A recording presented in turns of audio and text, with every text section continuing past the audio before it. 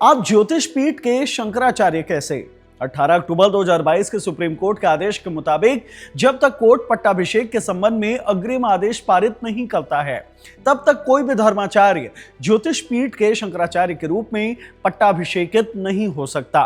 फिर भी आप अपने शिविर के बाहर अपने नाम के आगे शंकराचार्य लिखकर क्यों प्रचारित कर रहे हैं? ये लेटर माघ मेला प्रशासन ने स्वामी अविमुक्तेश्वरानंद को भेजा है और अगले 24 घंटे के अंदर अपने नाम के आगे शंकराचार्य लिखने को लेकर जवाब मांगा है। तो क्या स्वामी अविमुक्तेश्वरानंद ज्योतिष पीठ के शंकराचार्य नहीं है? मेला प्रशासन जिस सुप्रीम कोर्ट के आदेश की बात कर रहा है वो क्या है? स्वामी अविमुक्तेश्वरानंद के शंकराचार्य पद पर किसने क्या और क्यों आपत्ति जताई है? क्यों कुछ अखाड़े उनके पट्टाभिषेक को फर्जीवाड़ा कहते हैं? सब कुछ जानते हैं इस वीडियो में।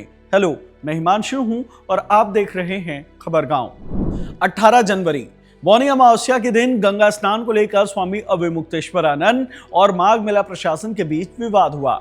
उस दिन स्वामी अविमुक्तेश्वरानंद पालकी में सवार होकर शिष्यों के साथ गंगा स्नान के लिए संगम नोस की ओर बढ़ रहे थे, लेकिन मेला प्रशासन और उत्तर प्रदेश के गृह सचिव ने उन्हें संगम नोस से पहले ही रोक लिया। उन्हें दो दलील दी गई। पहला ये कि संगम नोस पर भीड़ बहुत है, इसलिए इतने सारे शिष्य एक साथ स्नान नहीं कर सकते, उन्हें छोटे छोटे ग्रुप्स में स्नान के लिए भेजा जाए। और दूसरी दलील ये कि पालकी से संगम नोस तक जाने से अव्यवस्था बढ़ेगी, इसलिए पैदल ही संगम नोस तक जाएं। लेकिन स्वामी अविमुक्तेश्वरानंद अड़ गए। विवाद बढ़ा, पुलिस ने गिरफ्तारी शुरू की। उनके शिष्यों को दौड़ा दौड़ा कर हिरासत में लिया जाने लगा।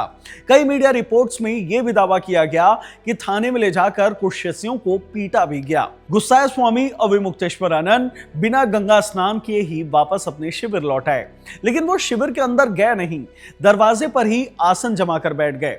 प्रशासन पर आरोप लगाया कि मेला प्रशासन भगदड़ करवाकर उन्हें जान से मारने की प्लानिंग कर रहा था। फिर कहा कि प्रशासन उनसे माफी मांगे, नहीं तो पूर्णिमा तक यहीं दरवाजे पर विरोध करते रहेंगे। मामला और बढ़ा।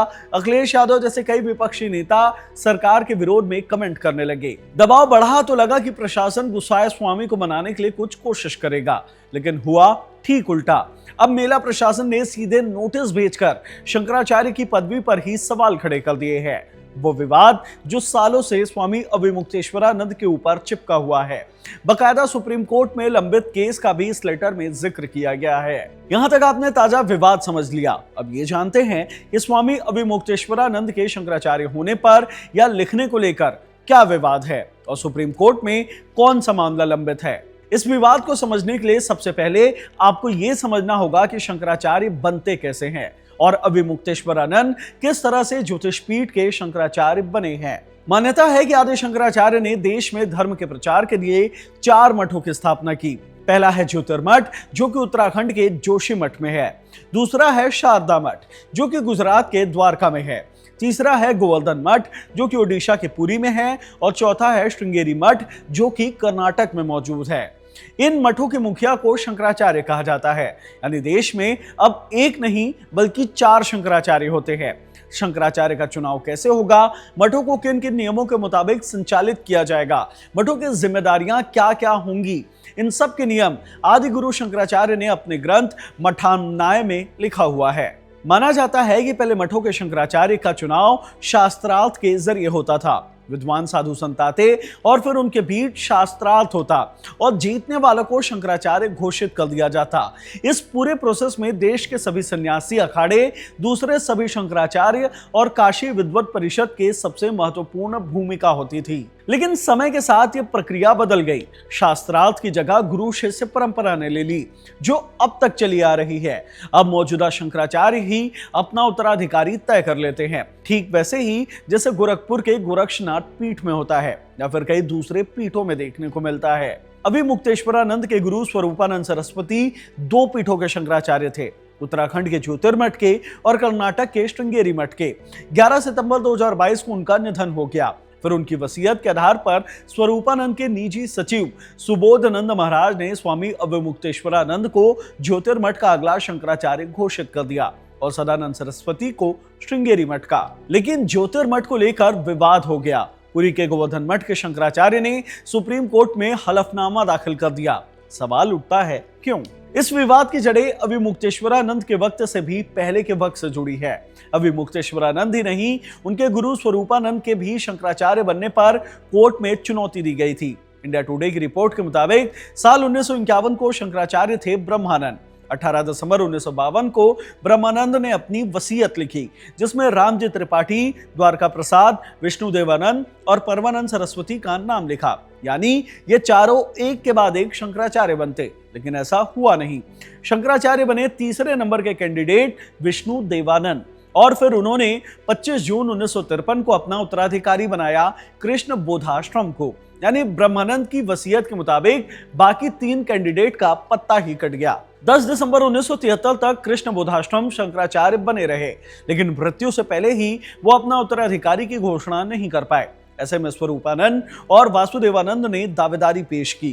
काशी विद्वत पीठ और भारत धर्म महामंडल ने विचार किया और उन्होंने शंकराचार्य के लिए स्वरूपानंद को चुना, लेकिन स्वामी वासुदेवानंद नहीं माने।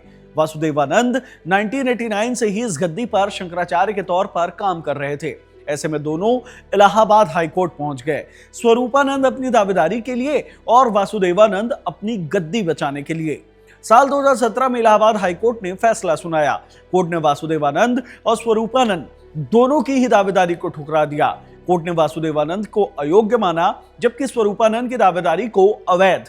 कोर्ट ने आदेश दिया कि अखिल भारतीय धर्म महामंडल, काशी विद्वत पीठ और 3 अन्य शंकराचार्य पीठ मिलकर ज्योतिर्मठ के नए शंकराचार्य का चुनाव करेंगे। साथ ही यह भी कहा कि जब तक चुनाव नहीं हो जाता तब तक स्वरूपानंद केयर टेकर के रूप में ज्योतिर्मठ के शंकराचार्य के तौर पर काम करते रहेंगे। इलाहाबाद हाईकोर्ट के आदेश के मुताबिक स्वरूपानंद के जीते जी दूसरे शंकराचार्य का चुनाव नहीं हो सका।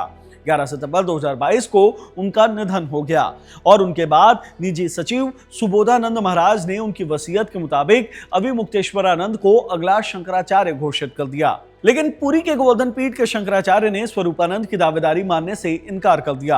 अक्टूबर 2022 में वो इसके खिलाफ कोर्ट पहुंच गए।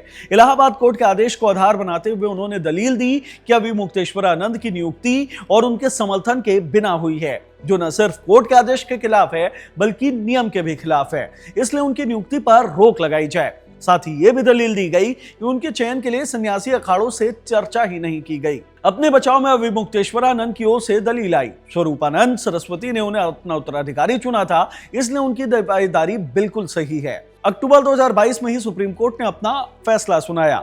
कहा कि इस मामले में सुप्रीम कोर्ट का जब तक अगला आदेश नहीं आ जाता तब तक ज्योतिर्मठ में किसी भी धर्माचार्य का पट्टाभिषेक नहीं हो सकता। पट्टाभिषेक यानी कि किसी भी धर्माचार्य को शंकराचार्य बनाना, नियुक्त करना, उस प्रोसेस को पट्टाभिषेक कहा जाता है। यानी सुप्रीम कोर्ट के आदेश के मुताबिक ज्योतिर्मठ पीठ का अभी कोई भी शंकराचार्य नहीं हो सकता, लेकिन अभिमुक्तेश्वरानंद अपनी दावेदारी मानते हैं और स्वरूपानंद के निधन के बाद से ही वो शंकराचार्य के तौर पर काम कर रहे हैं और उनके नाम के आगे शंकराचार्य की पदवी लगती है। अब प्रयागराज में जो माघ मेला चल रहा है, उनमें भी उनके शिविर के आगे लगे पोस्टर्स में नाम के आगे शंकराचार्य लिखा हुआ है और इसे ही लेकर प्रशासन ने अब 24 घंटे के अंदर जवाब तलब किया है। हाल के सालों में स्वामी अभिमुक्तेश्वरानंद लगातार कई सारे विवादों से जुड़े रहे हैं। वो सरकार के खिलाफ बयान देते हैं, जिससे माहौल गर्माता है। राम मंदिर के शिलान्यास को लेकर उन्होंने सवाल उठाए थे। पिछले महाकुंभ में हुए भगदड़ पर उन्होंने मुख्यमंत्री योगी आदित्यनाथ को झूठा बताया था और उनसे पद छोड़ने को भी कह दिया था। उनसे जब पूछा गया कि आप राजनीति में हस्तक्षेप क्यों करते रहते हैं, तब उन्होंने कहा था कि हम सन्यासी हैं, हमको पॉलिटिकल बयान नहीं देना चाहिए। ये बात बिल्कुल सही है, हम इसी सिद्धांत के हैं, लेकिन पॉलिटिकल वालों को भी तो धर्म के मामले में आगे नहीं बढ़ना चाहिए। पॉलिटिकल वाला धर्म के मामले में आगे बढ़े तो आप लोग उसका समर्थन करते हो। राजनीति के लोग धर्म में हस्तक्षेप करना बंद करें, हम गारंटी दे रहे हैं राजनीति पर बोलना बंद कर देंगे। तो यह है स्वामी अभिमुक्तेश्वरानंद के शंकराचार्य पदवी से जुड़ा पूरा विवाद। स्वामी अभिमुक्तेश्वरानंद अभी माघ मेले में अपने शिविर के बाहर आसन जमा कर बैठे हुए हैं। उनकी मांग है कि प्रशासन उनसे माफी मांगे। इस पूरे मामले में आपकी क्या राय है, हमें कमेंट बॉक्स में जरूर बताएं। इस वीडियो में इतना ही, धन्यवाद।